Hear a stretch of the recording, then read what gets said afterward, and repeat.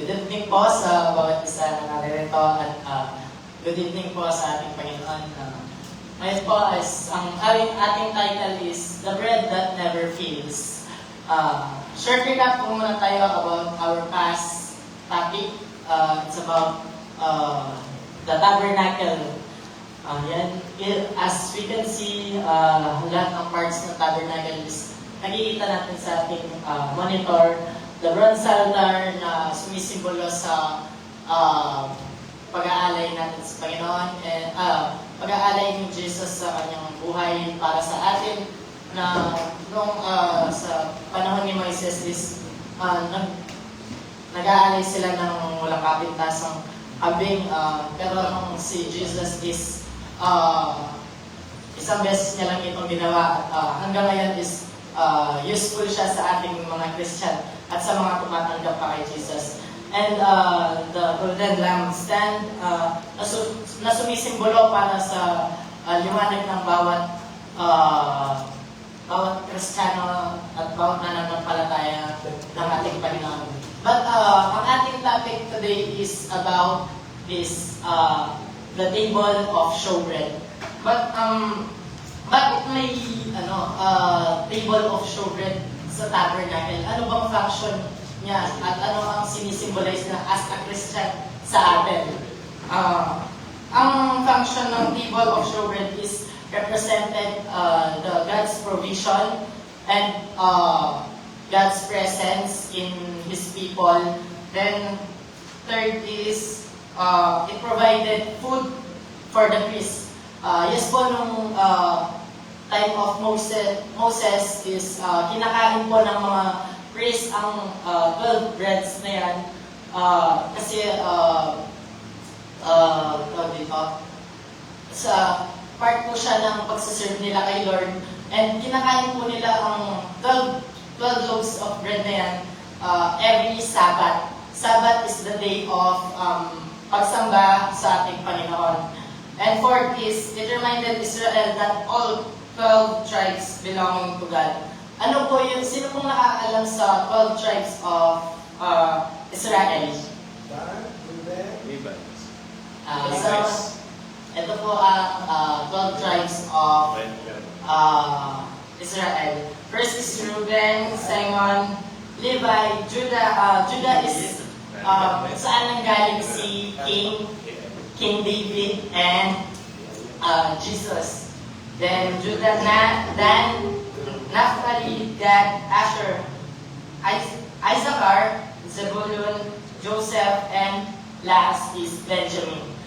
But may symbolize po itong 12 tribes of Israel sa ating mga Christian. First is kinakatawan nito ang buong bayan ng Diyos na hindi po ibig sabihin na buong Israel lang ang sumisimbolo dito. It means tayo po ang bayan ng Diyos. Tayo mga naniniwala sa Kanya, tayo mga sumasampalataya sa Kanya, at sumasamba sa Kanya. Second is simbolo ito ng paglalaan ng Diyos. Hindi lang po siya function inside of tabernacle. Kundi sa atin din ng mga hindi taga-Israel, sumisimbolize din po siya sa atin ng provision ni Lord.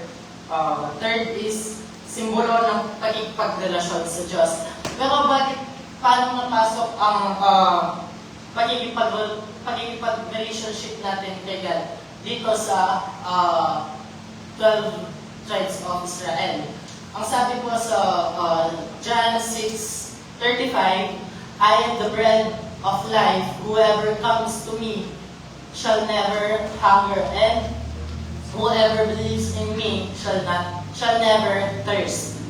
So yun nga, sa nabasa natin, siya ang tinapay ng buhay na sino man ang lumapit sa kanya, hindi magugutom. Not totally physically but also spiritually. Anong sabi sa Matthew 4 verse 4?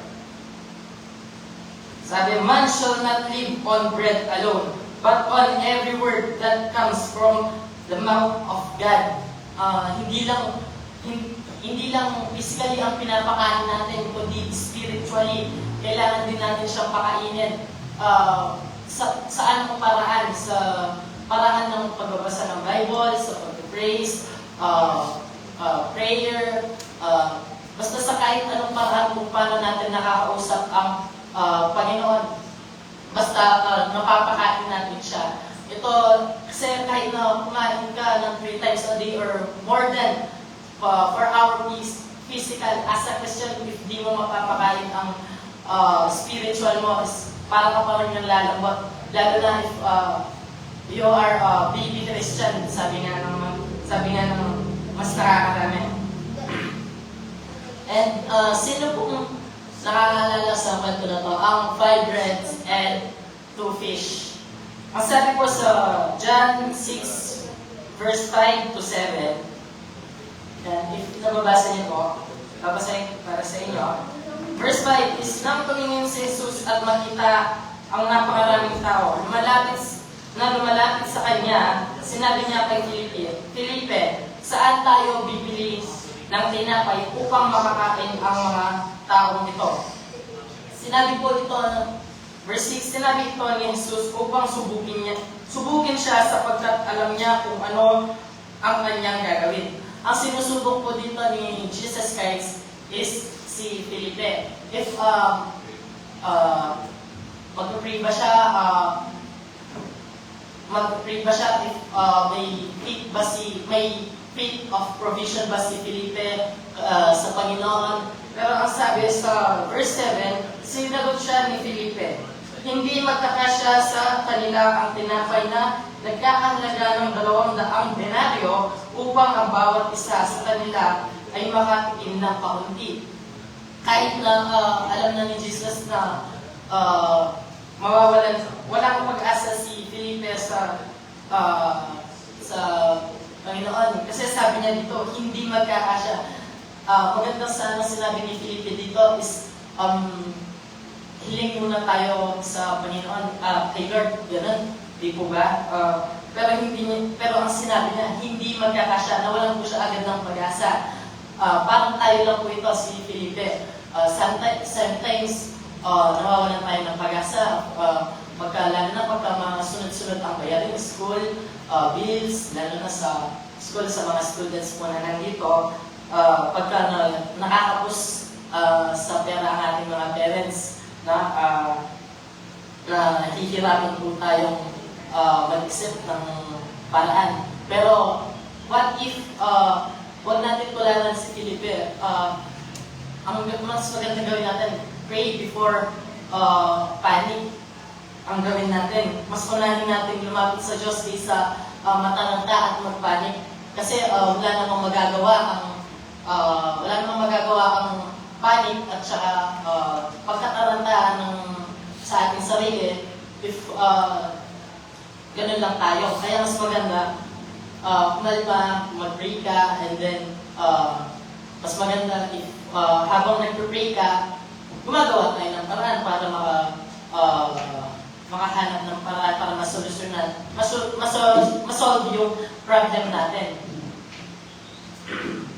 Isa pa, sinabi na ni Jesus na, si Andres, kapatid po ni Simon Peter, may nakita siyang isang bata na may bitbit ng basketball ata yun or kain.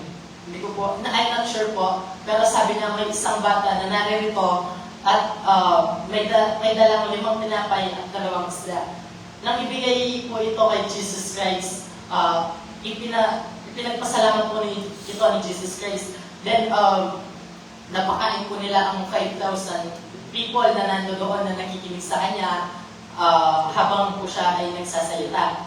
Yung 5,000, it was mentioned, yung mga male lang. Hindi binilang yung mga babae at yung mga bata.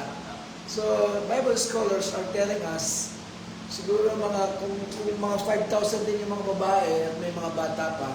So, yung napakain ni Kristo dito is more than 10,000. Na-mention lang yung 5,000, men lang yan, men. 5,000 men.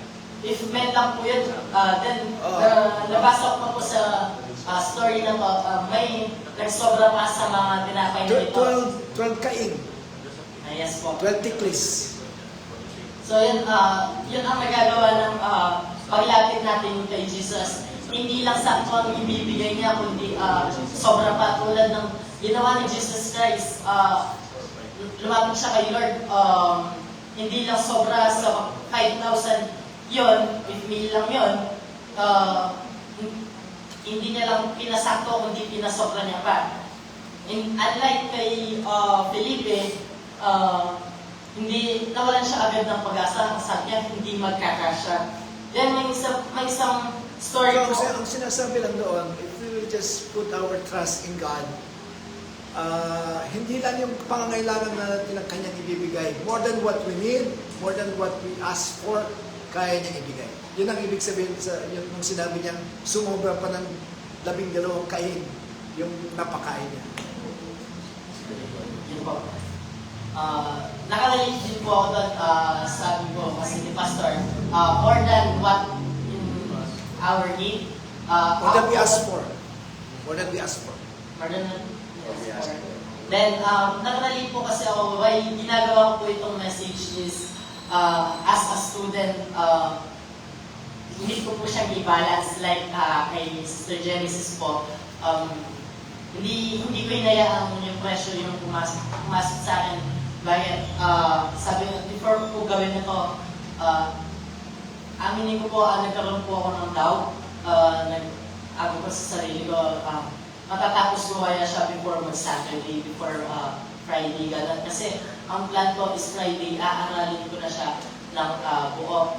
Pero sabi ni Lord, I'll give you enough time, sabi niya gano'n. Anong ginawa niya? Sinuspend niya ng 2 araw yung Praise God.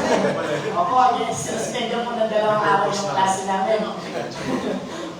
Yung Monday, Yan bro, kaya nang sinasabi ni Pastor, higit pa sa kailangan mo, di ba? Ngayon, yung iba, nadamay din.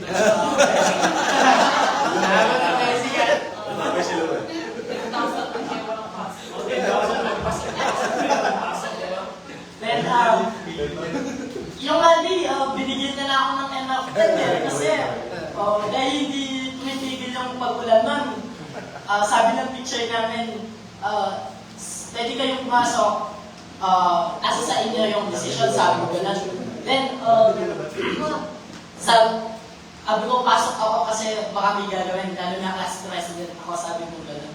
Tapos, nung nasa school, wala kaming ginagawa. Then, gumagawa, sabi ko, pagkakataon ko na pa na gawin to, sabi ko, Lord, thank you for the first provision of time, sabi ko gano'n. Tapos, kaso distracted ako dahil sa mga dumadaan na students. Then, sabi ko, nagtanong ako sa, teacher namin, ma'am, pwede po ba umuwi? Sabi ko gano'n. But, hindi po yun oras ng uwian. Sabay na lang po ako sa mesa ko. Umuwi ako. Then, doon ko ginawa, natapos ko ang kalahati ng message. Then, 2 days, hindi ko pa siya natatapos. Dumating ang Wednesday, hindi pa siya tapos. Then sabi ko, Lord, mayroon na lang ako 2 days para tapusin ang message na to. Pero sabi ni Lord, ang bala sa'yo.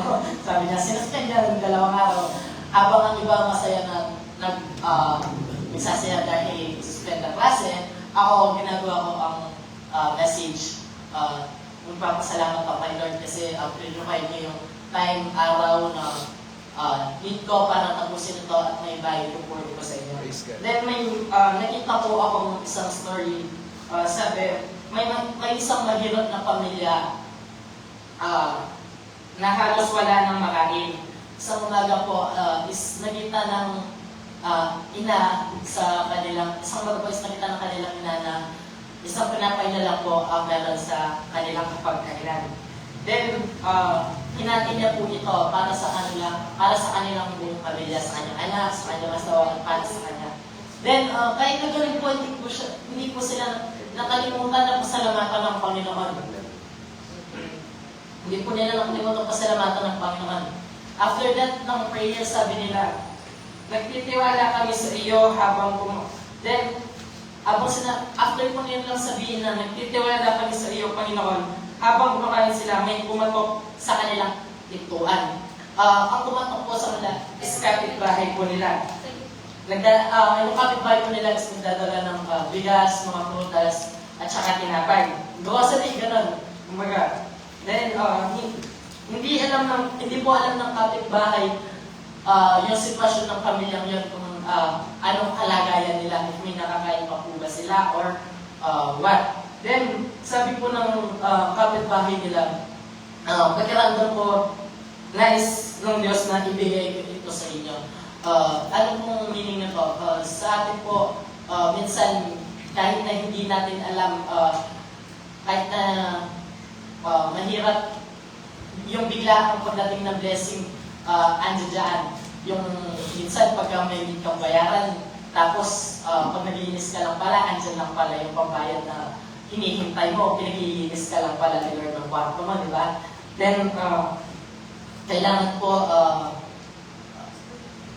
po is maging faithful tayo. Then, habang nagpe-pray po tayo for the provision of Lord, gawa po tayo ng paraan para makahanap ng solusyon sa ating problem. Kasi sabi po, faith without action is dead. If you don't have action para sa problem mong yon, ang faith mo kay Lord, ang faith mo ng provision kay Lord, hindi niya maibibigay. Kasi binigay na ni Lord before mo pahingin eh. Binigay na ni Lord before mo pa ipag-pray eh. Kasi kumbaga kikilos ka na lang, hahanapin mo na lang yun para makita mo at mahawakan mo yun. Kaya kailangan po, every time we pray, we need action for our prayer. And that's all po. Amen. Thank you. Amen.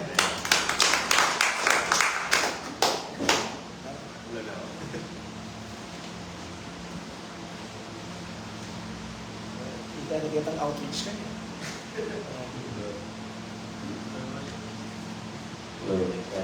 Nakaka-bless naman yung sharing ni Pastor Jimwell. Nakaka-bless yung sharing niya. Actually, yung table of showbread, sa mga furnishing natin, parang sa atin, isa yun sa mga pinakamahalaga sa atin. Ano sa lahat, basically, kailangan natin ng pagkain para mabuhay.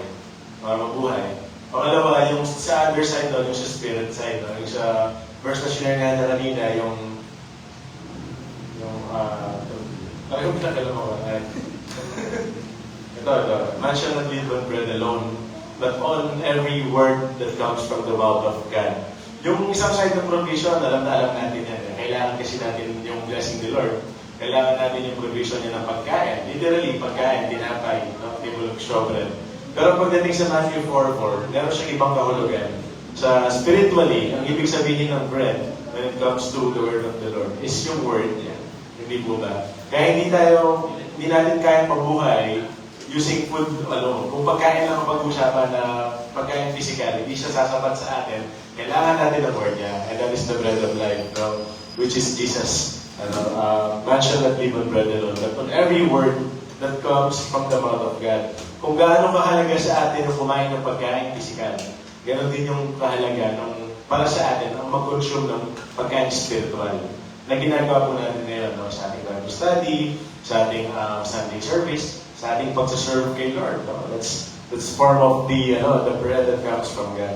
So, ayun, nabanggit naman po niya kanina yung mga gusto kong share sana, yung mga stories, yung sa 5 loaves, 5 loaves, 2 fish, 5 bread, 2 fish. At saka, sabi nga niya kanina, pray before panic. Napakahalaga na alam natin yung priority natin kapag meron tayong mga struggles. Bago tayo mag-panic, make sure mag-pray ka muna. Sabi nga niya kanina, faith without actions is dead. So, tatapusin ko lang po dito sa verse sa Matthew 6:25. Ayan, lagi natin pinag-uusapan ito kapag provision ni Lord yung topic. So, sabi, therefore I tell you, do not worry about your life, what you will eat or drink, or about your body, what you will wear. Is not life more than food, and the body more than clothes? Look at the birds of the air. They do not sow or reap or store away in barns, and yet your heavenly Father feeds them? Are you not much more valuable than they? Di ba? Can any one of you, by worrying, add a single hour to your life? Sabi nga ni Brother Jamal kanina, pinrovide na ni Lord, nasa iyo na lang para i-accept mo siya, i-grab mo siya. Hindi ba? Kasi hindi pwedeng hingi ka ng hingi pero wala ka namang ginagawa. Faith without works is dead. So, nakaka-bless kasi mula dun sa table of showbread, nag-expand yung topic na into spiritual at physical. Papunta lahat kay Kristo. Oo, it points everything to Christ. Kung napansin nyo, lahat ng mga furnishing, everything points to Christ. Amen. No? Palagi siyang may connection. Palagi siyang may relevance dun sa in-enjoy natin na salvation from Amen. God. So, yun na po. Praise God. Pareho kami ni Kim. Pareho kami ni Kim. Hindi ako sasabihin. Pareho kami. Since pareho po sila ni Pastor tsaka ni Kim, iba naman po yung sa akin. Yan. At thank you Lord sa buhay ni Pastor Werewolf.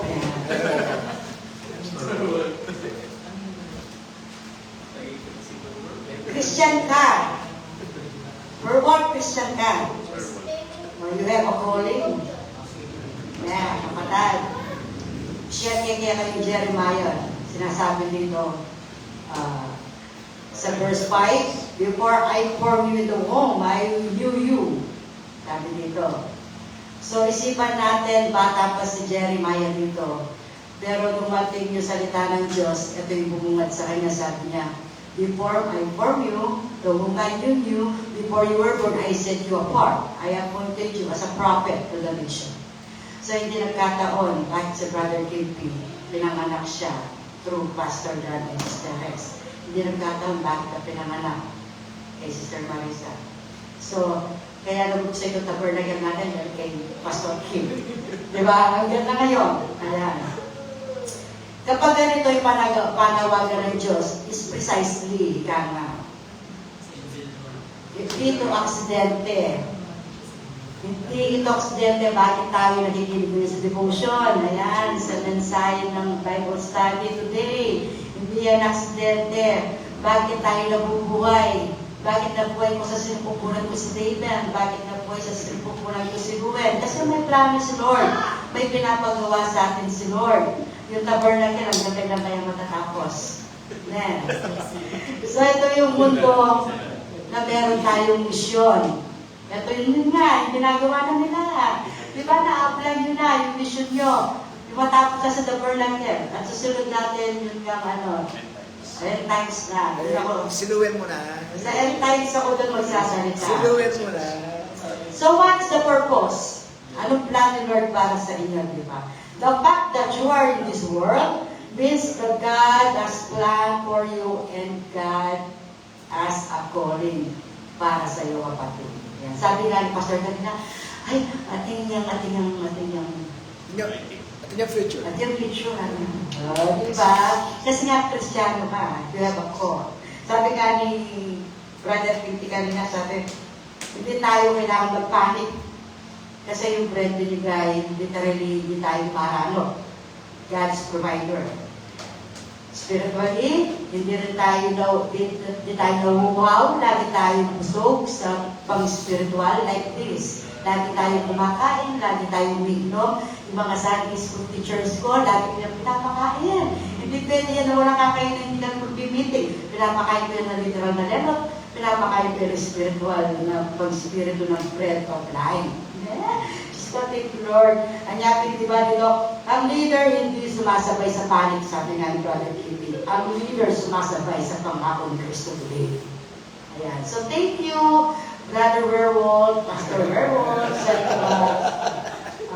pagpapahayag ngayon kung ano yung ibig sabihin ng bread sa ating buhay. At yung calling mo, pagpatuloy mo lang, huwag lang po koronte. Thank you, Lord, and praise the Lord po. Na-challenge daw siya. Na-challenge daw yung isa. Natago na po. Oy, Luwen. Ano masasabi mo? Brother, lagi na. May bawal yan.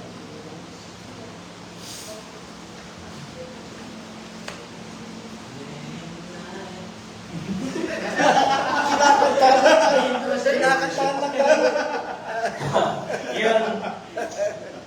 Interesting yung ano na to, no? Pero sana na para sa akin is na-expound natin yung sa tribes. Dahil tribes, ano yun, diba? Sa showbread. So, meron akong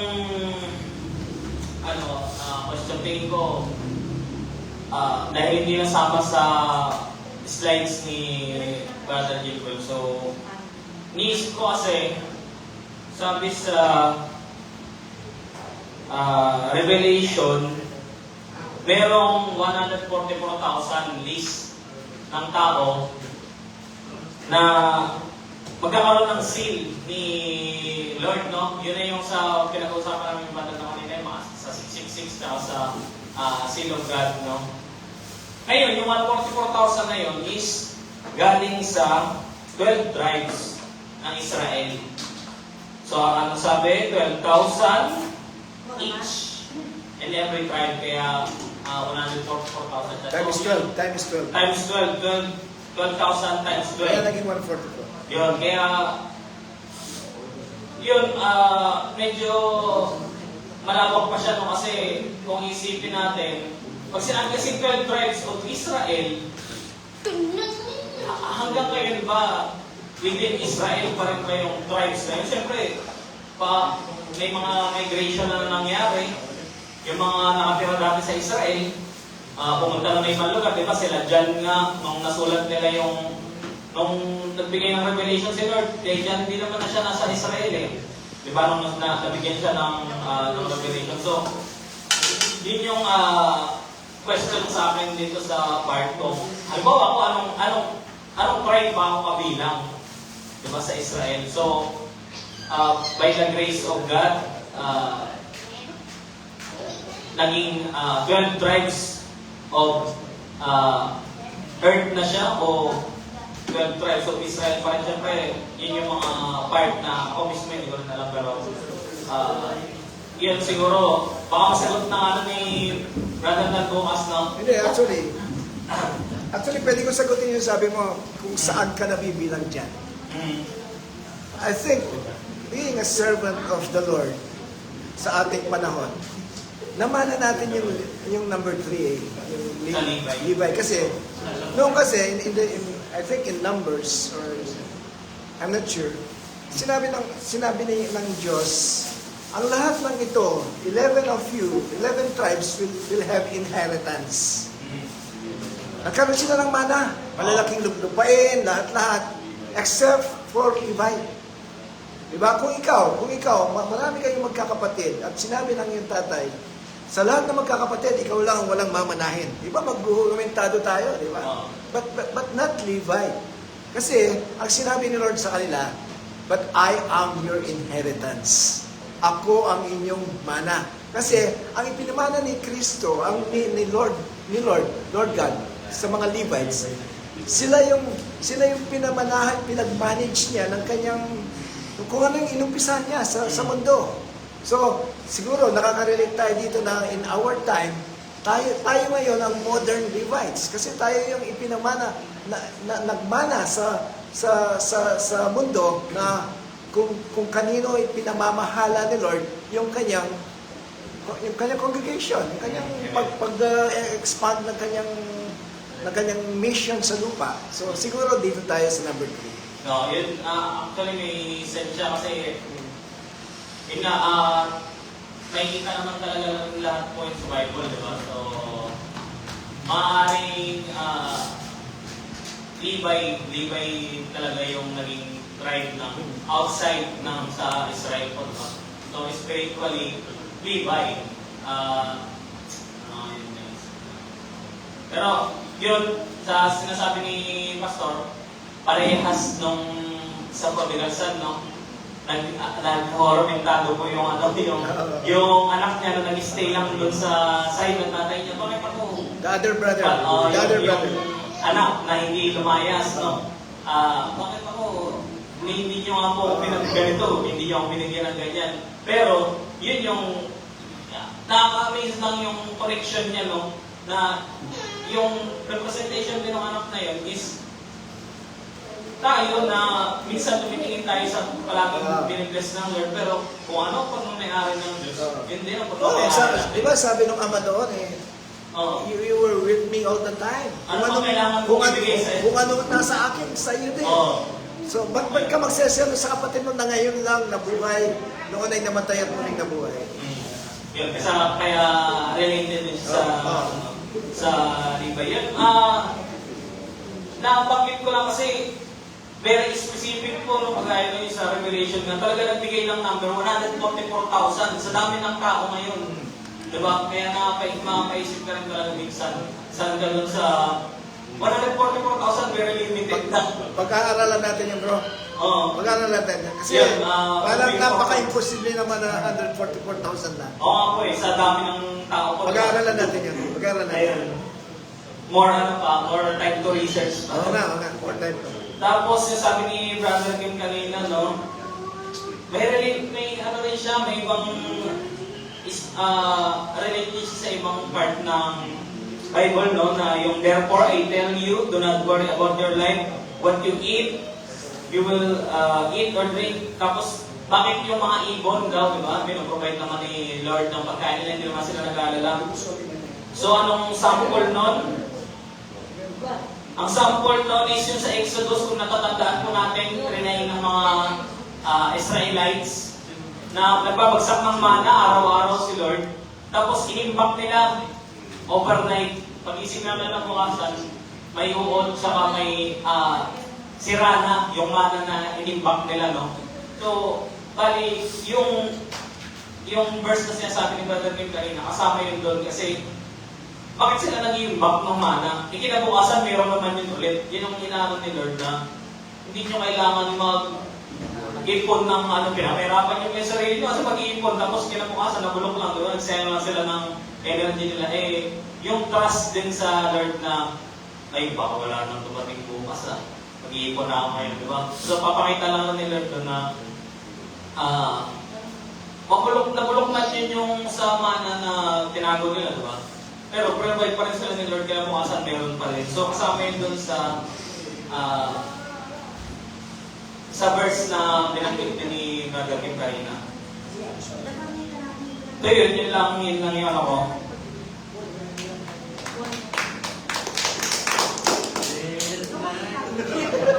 Exit song bro.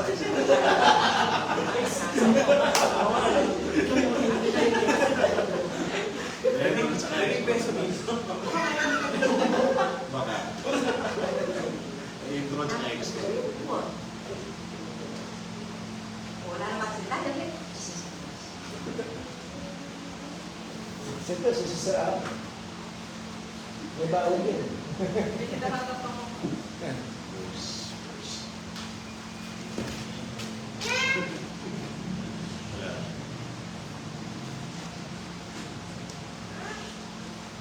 Ayun, tugtong ko lang po dun sa sinasabi ni Brother Laki kanina yung tungkol dun sa mana. Siyempre, table of showbread, yung pinag-uusapan natin. So, hindi pa din natin mababanggit yung daily bread.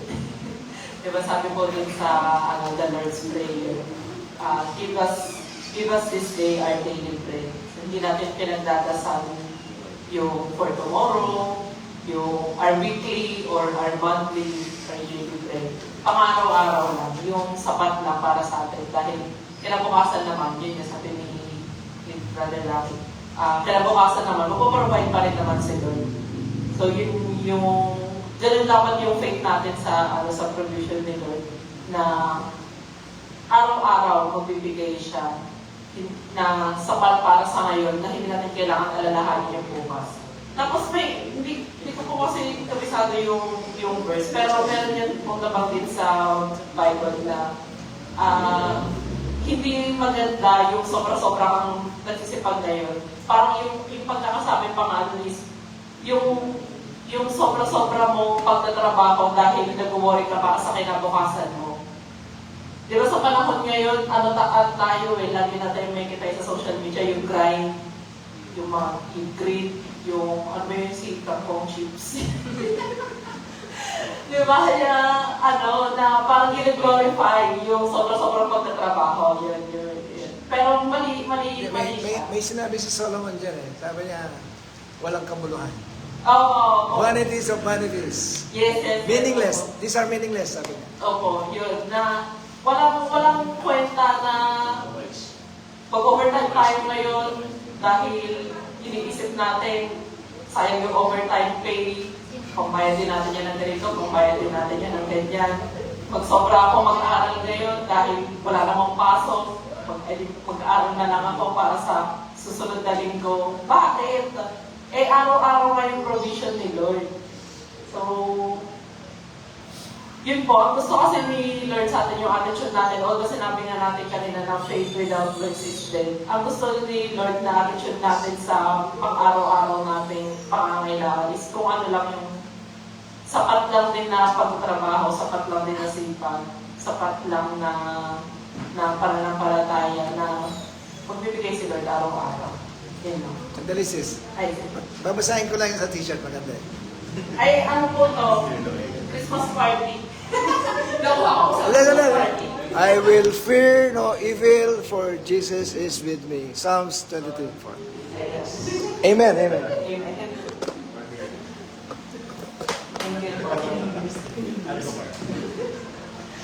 Sino susunod? Sino susunod? Wala? Genesis. Or si Aaron. Kahit sino yung dalawa. Sige, talo kami ang lelo.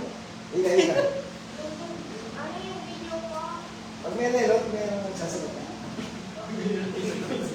Yung kumain ng lelot, magsasalita.